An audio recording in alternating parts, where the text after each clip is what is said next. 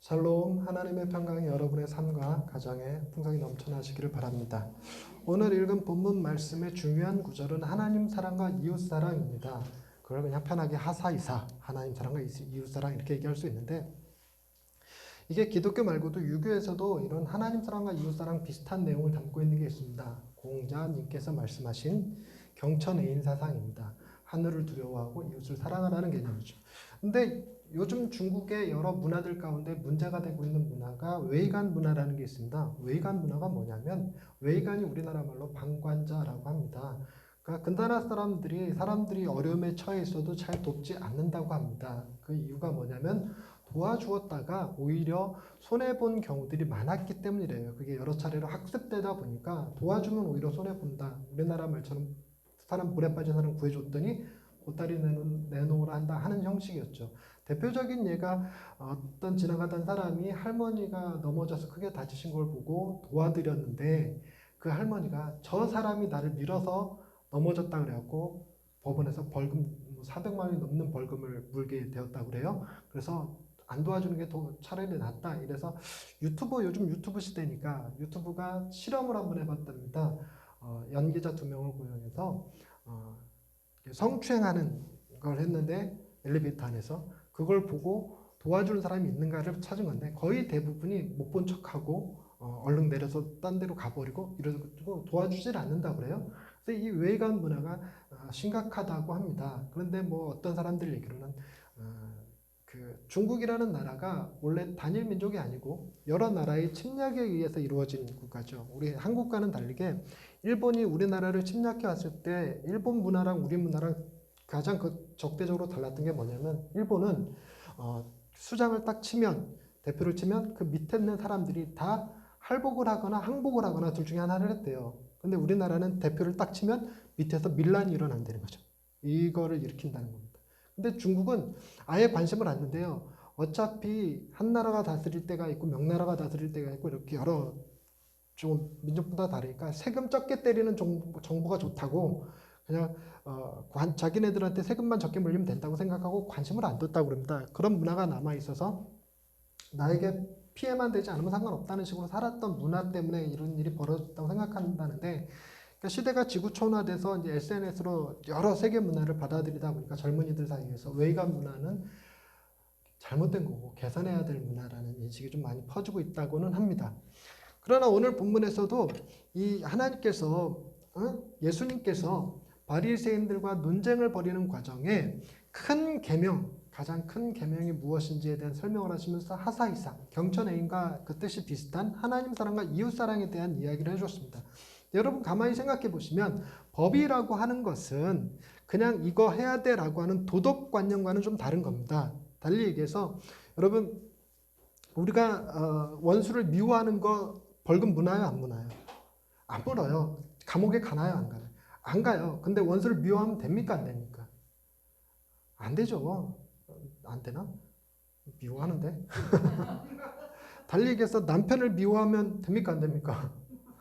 잡혀갑니까? 안 잡혀간단 말이에요. 근데 이게 법이 되려면, 도덕관념이 아니라 법이 되려면 그거에 따른 적절한 제재가 필요합니다. 그래서 공권력의 개입이 필요하죠. 하다못해 쓰레기를 버리면 걸리면 벌금 4만 원, 5만 원 내리고 주차 위반하면 얼마를 물리게 하듯이, 그런 어떤 벌금이 있던 징역형이 있건 제재가 가해져야 법이 지켜지는 법이죠.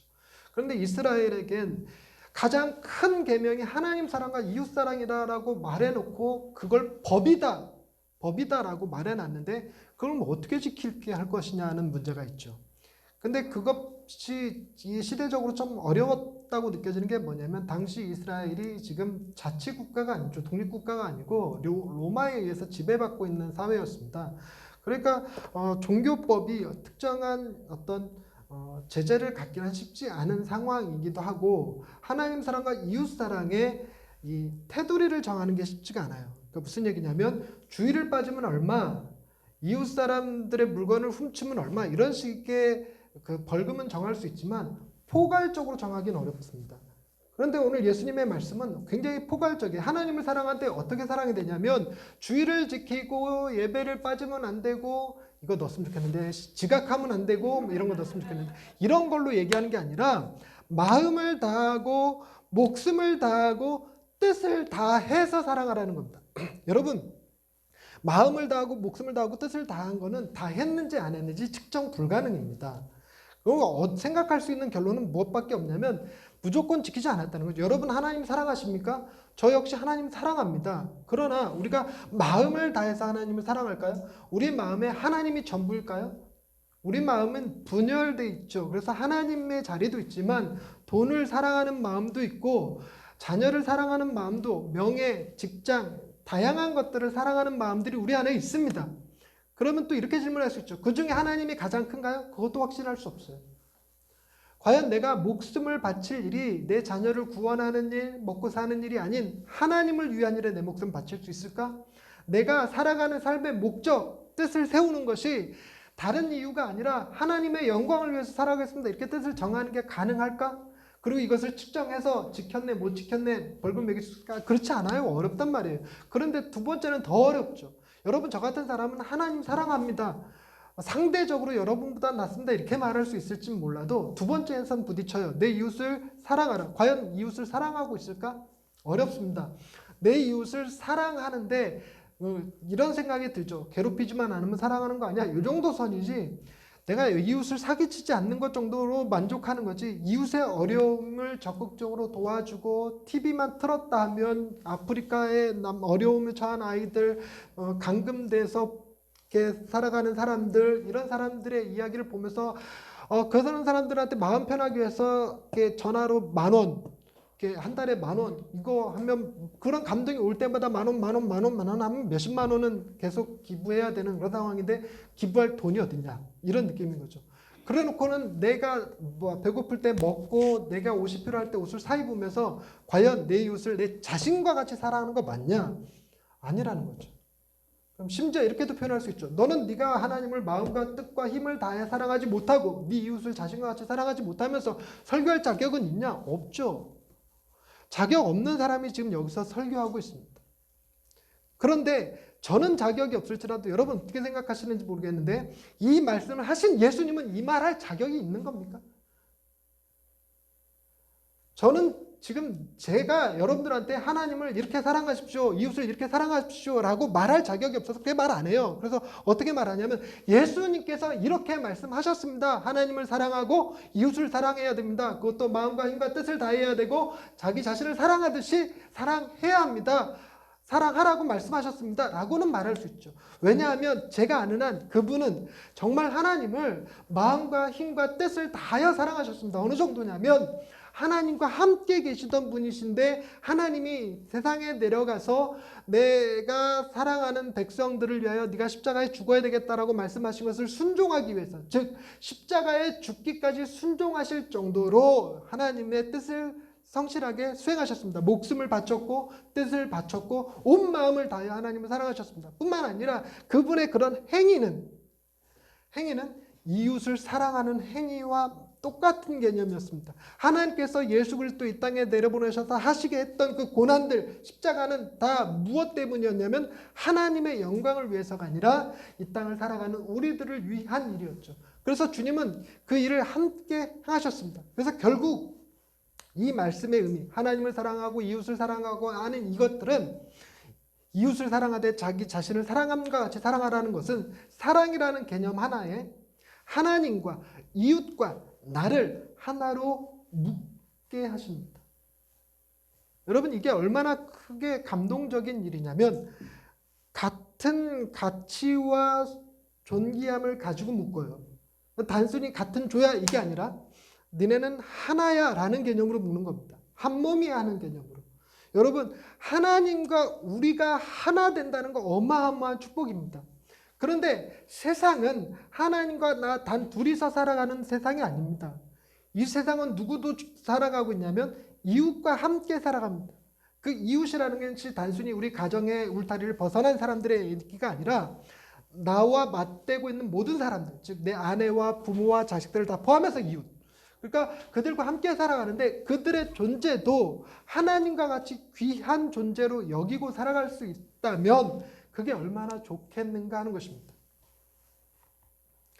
이 말씀은 예수님께서 지금 즉흥적으로 그래 가장 큰 계명은 하나님 사랑과 이웃 사랑이야 이러고 말씀하신 것이 아니고 구약에 있던 말씀을 인용하신 겁니다. 그래서 말씀을 한번 찾아볼 건데요. 하나님 사랑에 대해서는 예수님이 어디서 끌어오신 것이냐면 신명기 6장 5절의 말씀을 끌어왔습니다. 그래서 신명기로 가보실 텐데요.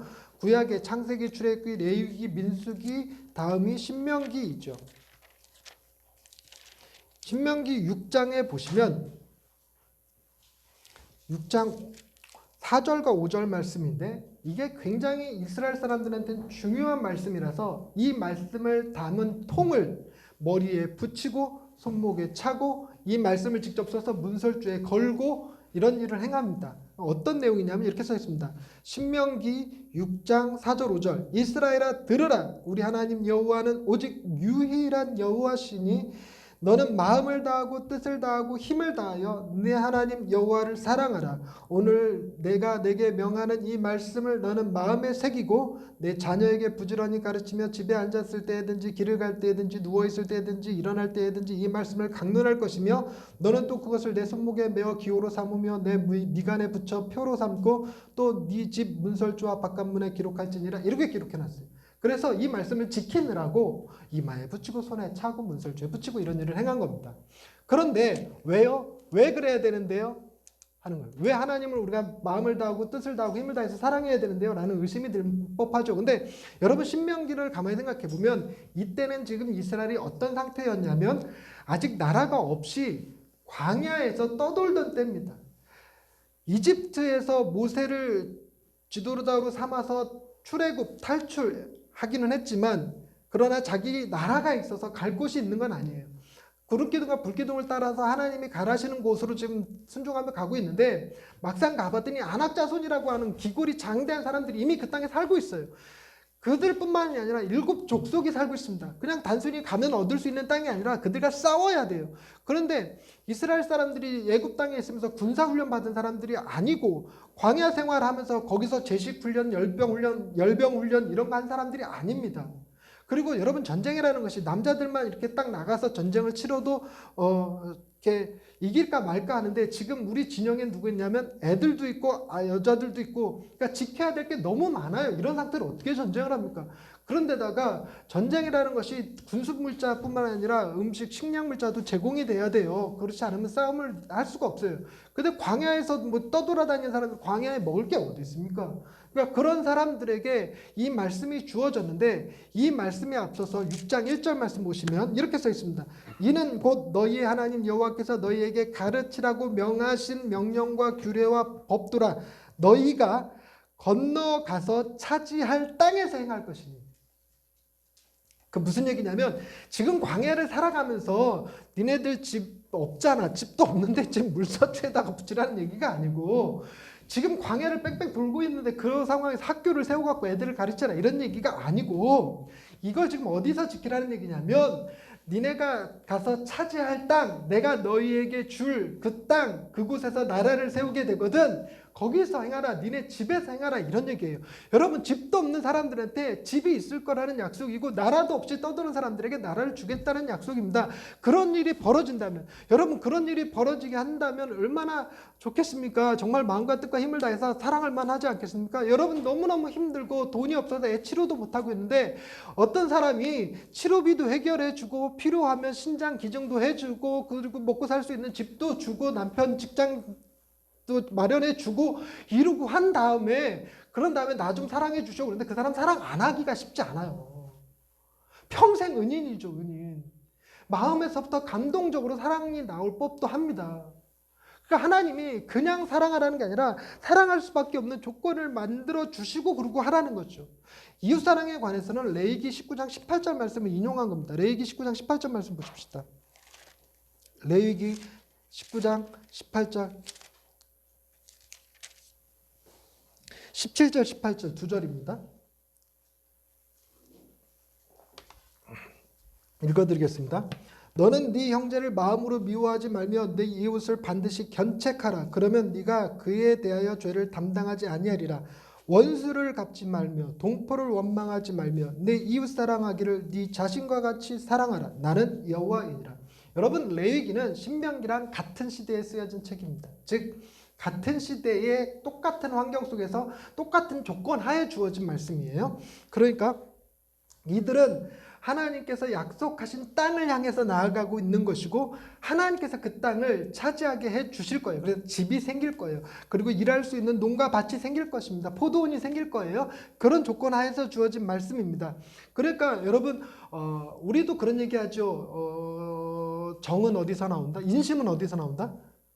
곡간에서 나온다 그러죠. 곡간이 텅텅 비는데 비어있으면 인심이 나오지 않죠. 곡간이 좀 가득 찬 다음에. 그러니까 하나님의 약속이 이렇게 풍성히 부어주겠다는 거예요. 그렇게 부어주고 난 다음에 니들 이렇게 좀 지키며 살아라 하는 얘기를 해주신 겁니다.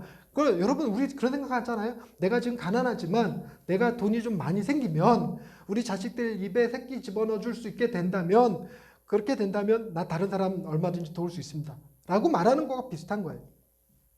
그런데 예수님이 이 이야기를 다시 끄집어 왔던 지금 신약시대는 나라도 없고 많은 사람들이 거처도 없는 상태예요. 예수님 자신도 집이 없어서 떠돌아다니면서 제자들을 가르치고 있었어요. 그러니까 이런 상황에서 이 말씀이 쉬운 건 아닙니다. 쉽지 않다고 해서 안 지켜도 되느냐? 그런 것도 아니에요. 여러분, 우리는 죄인들입니다. 법에 의해서 죄인이에요. 주님께서 말씀하셨던 하나님 사랑, 이웃 사랑, 우리가 아무리 최선을 다해도 마음과 뜻과 힘을 다할 수 없고 내 자신을 사랑하듯이 이웃을 사랑할 수 없기 때문에 죄인이에요. 그래서 주님께서 말씀하신 이 말씀은 너희들은 그저 하나님의 사랑을 받기에 부족한 죄인에 불과해 라는 걸로밖에 들려지지 않습니다. 더 큰 문제는 뭐냐면 지금 이 상황이 왜 벌어졌느냐는 거예요. 지금 예수님이 예루살렘에 들어가셔서 성전 안에서 장사하고 있는 이들을 내어 쫓은 것 때문에 대제사장들, 바리새인들, 사두개인들, 서기관들 해갖고 종교 지도자들은 다 이렇게 뿔딱지가 확 나 있는 상태예요. 그런 상태에서 어떻게든지 예수님을 흠집 잡아갖고 이 인간 가짜야, 이 인간 사기꾼이야라는 것을 그런 여론을 만들어내기 위해서 끊임없이 이렇게 많은 사람들 앞에 와서 예수님을 공개적으로 질문을 자꾸 합니다. 망신을 주기 위해서 질문을 하는데 역으로 자꾸 질문한 사람들이 망신을 당했어요. 그러니까 당신 도대체 무슨 권위로 이 일합니까? 라고 말했던 사람들도 망신당했고, 그 다음에 사두개인들이 와갖고 뭐 세금 논쟁 벌인 거, 헤롯 당원들이랑 같이 와서 세금 논쟁 벌인 거, 그 다음에 부활 논쟁 벌인 거, 이 모든 것 다 망신당했어요. 많은 사람들 앞에서. 그 얘기를 듣고 바리새인들이 아따 사두개인들 망신당했다더라. 그리고 우리가 가서 예수를 망신 주겠다라고 생각한 거예요. 그리고 가서 질문을 합니다. 그러니까 질문한 의도가 뭐였냐면 시험하는 거였어요. 시험하는 거. 이 질문 자체가 굉장히 어려워서 바리새인들 사이에서 논쟁이 많았어요. 우리가 바리새인들이 당시에 가지고 있던 율법의 개수가 613가지였어요. 613가지를 외우는 것도 쉽지 않았습니다. 근데 그 613가지 중에서 무엇이 가장 으뜸이냐? 가장 으뜸이냐? 이거 갖고 논쟁이 무지하게 있어요. 힐라라파랑 샴마이아파랑 두 하파가 있었는데 두 하파가 무지하게 치고받고 싸우는 상황이었어요. 이건 정답이 없는 거죠. 그러니 예수님한테 이 질문 딱 드리면 예수님도 입이 딱 막힐 것이고, 그러면 망신 쫙, 지가 하나님의 아들이라더니 이런 거 대답도 못하네, 이렇게 될 수 있다는 겁니다. 자기 안에 어떤 결론을 가지고 지금 주님한테 와서 묻고 있는 거예요. 여러분들, 이 질문에 예수님이 대답을 너무 잘하셨어요. 누가복음 평행 구절인 그 마가복음의 구절을 보면 이 율법사가 정말 대답 멋지게 잘하셨습니다. 그리고 더 이상 예수님한테 묻지 않고 돌아가겠습니다. 그리고 돌아가 버려요. 예수님이 도리어 칭찬까지 합니다. 그 율법사를. 네가 하나님 나라에서 멀지 않다 이렇게. 그런데 오늘 본문은 그런 내용이 아니고 다른 방향으로 흘러갔는데, 그런데 여러분, 이런 율법사가 예수님을 시험하는 행동 자체가 여러분 비난받아 마땅하죠. 그에게는 예수 그리스도에 대한 믿음이 없는 거죠. 그러니까 예수님을 어떻게든 흠집내서 많은 사람들로 하여금 예수를 선지자로 보지 못하게, 예수님을 지혜자로 보지 못하게 하려는 의도를 깔고 한 행동입니다. 그런데 여러분, 이런 행동들이 우리들 삶에도 정말 많아요. 예수 믿는 사람들 담배 펴도 됩니까? 안 됩니까? 그 질문하는 사람은 막 분개가 가득 차고, 어느 아무개 장로님, 아무개 집사님 담배 피는 거 보고 와갖고는 목사님한테 담배 피는 게 옳아요, 그래요, 이렇게 얘기하는 사람 지가 담배 안 핀다는 얘기지. 그리고 어떤 사람은 그러죠. 자기가 담배 피는 것 때문에 집사 직분을 못 받은 것 때문에 와갖고 담배 피는 게 죄입니까? 성경에 담배 피지 말라고 나와 있습니까? 다 자기 욕심이 자기 위. 이런 자기 욕심과 자기 유익이 담배뿐만 아니라 술도 그렇고 주일 성수의 문제도 있고 요즘은 무슨 논쟁이냐면 11조 드리란 말이 성경에 어디 있습니까? 우리가 구약시대 살아갑니까? 예수님께서 모든 것을 다 이루셨으니 우리가 왜 11조를 해야 됩니까? 이러고 생각하는 사람들이 있어요. 그런 11조 논쟁을 벌이는 사람들이 있는데 그 사람의 속말은 뭐예요? 자기 11조 내기 싫다는 거죠. 여러분 미국 사람들이 23%가 11조를 내 크리스찬들 중에 23%가 11조를 낸다고 그래요. 근데 그들 중에서 70%가 11조를 내면 지금 미국의 그 노숙자들이 밥을 굶는 일이 없대요. 100%를 11조를 내게 되면 전쟁 기한 난민들을 도울 수 있대요. 그러니까 마땅히 내야 될 종교인으로서 마땅히 내야 될 그 일부를 이웃을 향해 떼놓는 일, 그 일을 안 한다는 거죠. 어디 다른 교회 얘기뿐이겠습니까? 우리 교회랑 뭐 다르겠습니까? 똑같다고요. 돈 문제에 예민합니다. 예민해요. 그러니 우리는 하나님 앞에 11조 내는 게 옳습니까? 그리고 목사님 예배 시간에 늦는 게 뭐 그 대수라고 이렇게 묻는 사람은 예배 시간에 늦고 싶다는 거고 예배 시간에 일찍 와야죠. 10분 전에 와야죠. 이러고 있는 사람은 일찍 오는 사람이죠. 다 자기 중심적으로 생각하는 거예요. 제가 여러분들한테 뭐 일찍 오십시오라고 말하는 건 내가 누구이기 때문에? 목사이기 때문에. 근데 저는 목사이자 뿐만 아니라 노회원입니다. 노회에서 이렇게 목사님들 모여서 노회도 하고 시차례도 하고 예배도 드리고 먼저 모이면 예배부터 드리거든요. 저 항상 지각해요. 그러니까 입장이 바뀐 거죠. 제가 예배 드리러 갈 때랑 예배를 집례할 때랑. 예배 집례할 때는 늦으면 안 돼. 내가 예배 드리러 갈 때는 웬만하면 설교 끝날 때쯤 가고 싶어. 설교 듣기 싫어하고.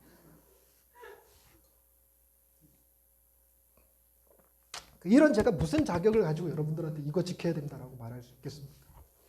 그런데 예수님이 이 이야기만 하신 것이 아니라 이어서 더 많은 이야기를 바리새인들한테 도리어 질문을 하나 던지는데 그 결과로 46절에 한마디도 능히 대답하는 자가 없고 그날부터 감히 그에게 묻는 자도 없더라. 예수님이 어떤 말씀을 하셨길래 이들이 감히 예수님한테 묻는 자가 없었을까? 여러분 예수님이 이렇게 물었습니다. 바리새인들이 모였을 때 예수님이 물으시기를 42절에 너희는 그리스도에 대해 어떻게 생각하느냐? 누구의 자손이냐? 대답하되 다윗의 자손입니다 라고 얘기를 해요. 근데 다윗의 자손입니다 라고 얘기하니까 예수님이 그런데 그럼 다윗이 왜 예수를 메시아를 그리스도를 주라고 칭했느냐? 그런 주라고 칭했는데 어찌 그의 메시아가 그의 자손이 되겠느냐라고 대묻자 더 이상 대답할 말이 없었고 감히 묻는 자도 없었다고 그래요. 근데 예수님의 말씀을 잘못 들으면 여러분은 그러면 예수님은 다윗의 자손이 아닌 거야? 아니, 다윗의 자손이세요. 다윗의 자손이세요. 혈통으로는 다윗의 자손이고 영으로는 하나님께로부터 오신 분이시죠. 그래서 그분은 다윗의 후손이자 다윗의 주가 되시는 겁니다. 이 개념을 우리도 쉽게 잡지 못해요. 그가 참 신이야, 하나님이야. 더불어서 공자나 맹자나 뭐 부처나 똑같이 사람이야. 우리와 동일한 사람이야. 이 개념을 우리도 잘 쉽게 납득은 못합니다. 진짜 사람이라서 우리와 같이 동일하게 배고픔과 아픔과 졸림과 피곤함과 이 모든 유혹을 다 받으실 수 있는 분이고 그리고 그것 때문에 갈등하고 힘들어하고 괴로워하시는 분이시고 더불어서 죽은 자도 살리고 병든 자도 고치고 오병이어의 기적을 행하시고 무리를 걸으시고 여러분 물이 포도주가 되게 하는 사건을 일으킬 수 있는 능력이 우리에게만 있으면 우리가 고민하고 삽니까? 물이 변해 포도주가 되게 하는 능력만 있어도 여러분 우리가 교회 다닐까요? 그거 장사해서 먹고 살아야지. 근데 예수님은 죽은 자도 살리시는 능력을 가지신 분이 뭐 배고픈 걸 느끼시고 괴로움을 느끼시고 아니 말씀 한마디로 하늘에서 벼락이 떨어지게 하실 수도 있고 땅에 지진이 나게 하실 수도 있는 분이 뭘 이렇게 괴롭히는 사람들 때문에 힘들어하고 그러실 이유가 없잖아요. 그럼에도 불구하고 참 인간이셔서 참 신이시기도 하신 그분이 참 인간이어서 괴로움도 겪으시고 슬픔도 겪으시고 눈물도 흘리시고 한탄도 하시고 그런다. 그걸 어떻게 이해해서 우리가 잘 이해 못하죠. 그런데 여러분 이 바리새인들이 예수 그리스도를 다윗의 자손이라고 말한 데는 근거가 있었습니다. 그 근거가 뭐냐면 사무엘하 7장에 나오는 말씀 때문인데요. 찾아보십시다. 사무엘하 7장 12절에서 13절. 사무엘상하 열왕기상하. 사무엘하 7장 구약 474페이지 12절 13절 말씀 읽어드리겠습니다.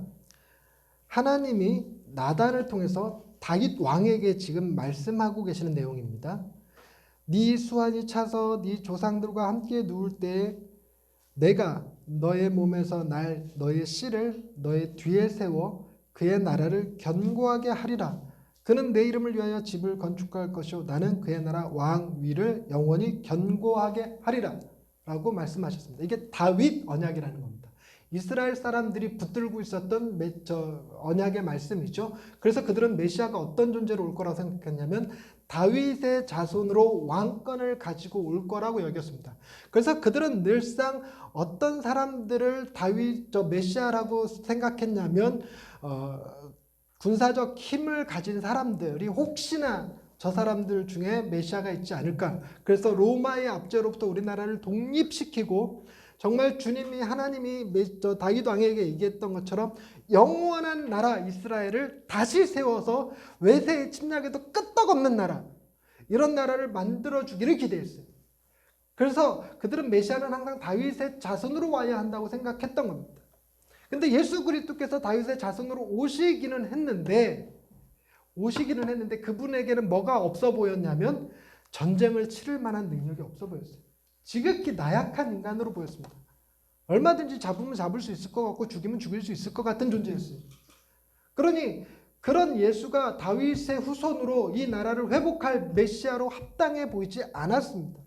그런데 예수님께서 말씀하시는 건 뭐였냐면 그 메시아가 다윗의 후손이기는 하지만 다윗도 그를 주라 칭했습니다.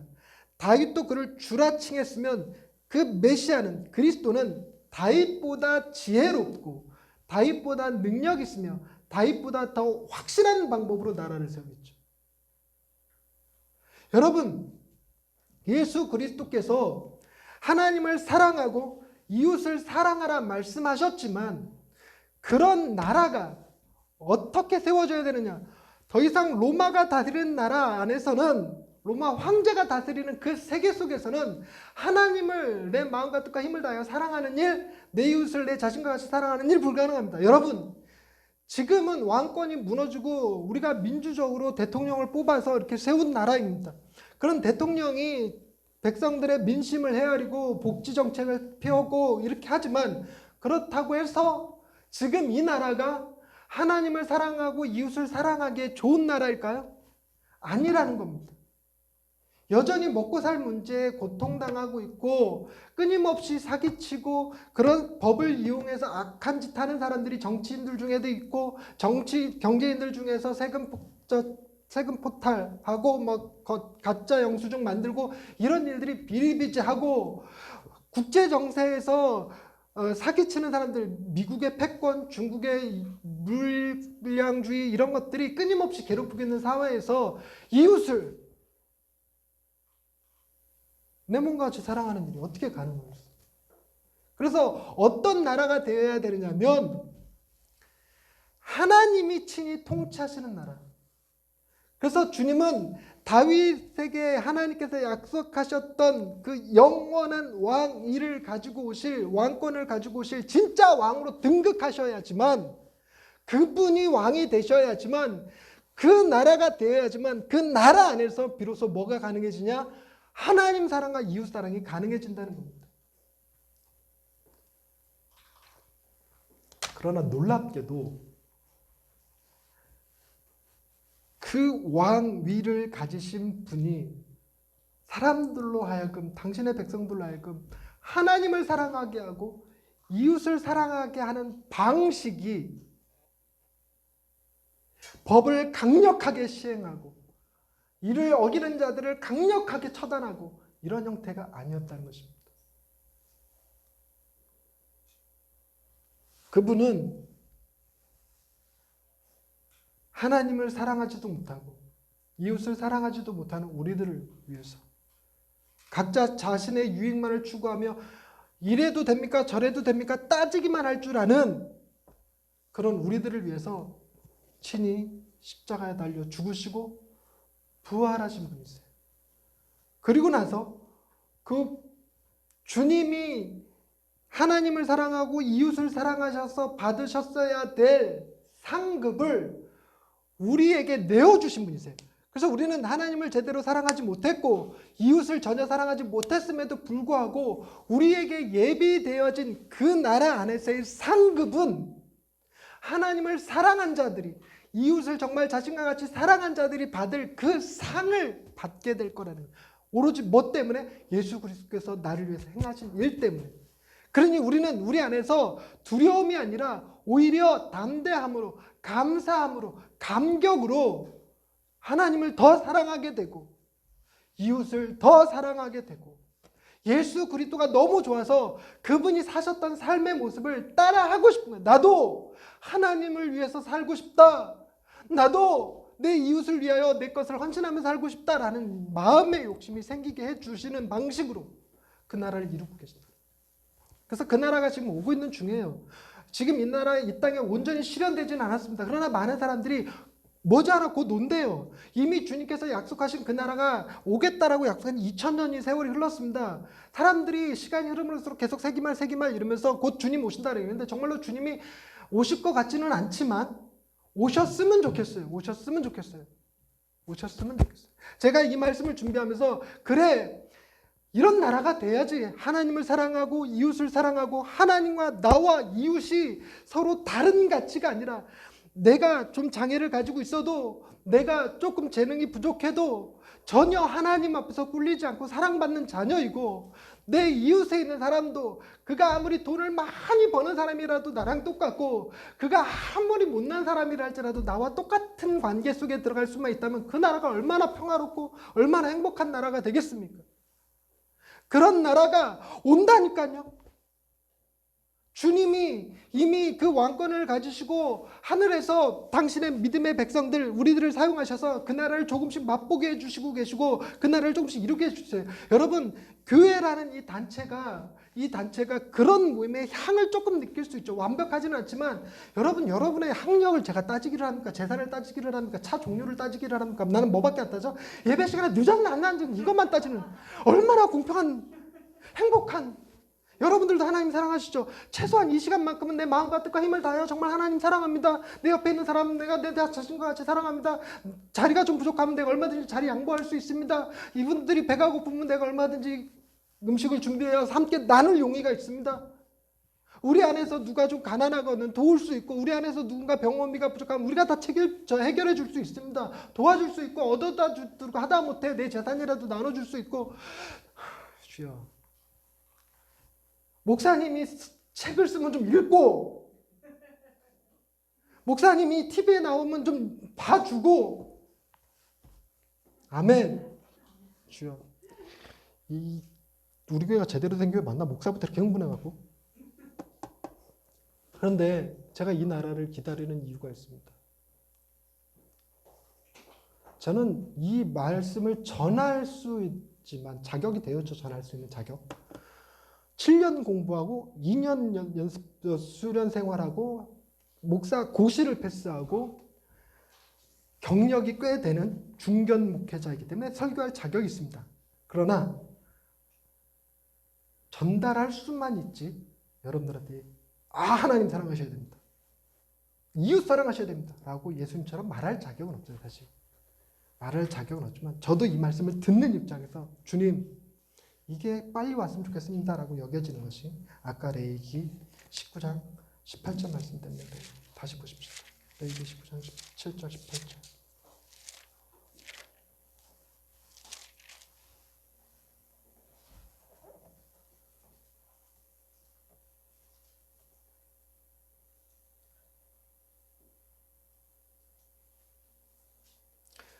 레위기 19장 17절 18절 말씀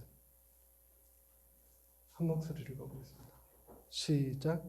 너는 내 형제를 마음으로 미워하지 말며 네 이웃을 반드시 견책하라. 그러면 네가 그에 대하여 죄를 담당하지 아니하리라. 원수를 갚지 말며 동포를 원망하지 말며 내 이웃 사랑하기를 내 자신과 같이 사랑하라. 나는 여호와이니라. 여러분, 내 이웃을 반드시 견책하라. 이게 오지랖달라는 얘기는 아니에요. 그것들을 바른 길로 이끌라는 얘기지. 그러니까 뭐죠? 처음에 제가 시작하면서 말씀드렸던 웨이관 문화, 중국의 웨이관 문화, 방관자 문화에서 피해자만이 우리의 이웃이 아니에요. 우리가 견책해야 될 대상도 있죠. 가해자. 그들도 우리의 사랑의 대상입니다. 그런 사랑의 대상. 이게 견책하라는 거예요. 견책하라는 말이 들으니까 그들을 막 야단치라 이렇게 그런 얘기가 아니에요. 그런데 제가 이것이 언제 가능해지냐? 내 평생 어려워요. 그러나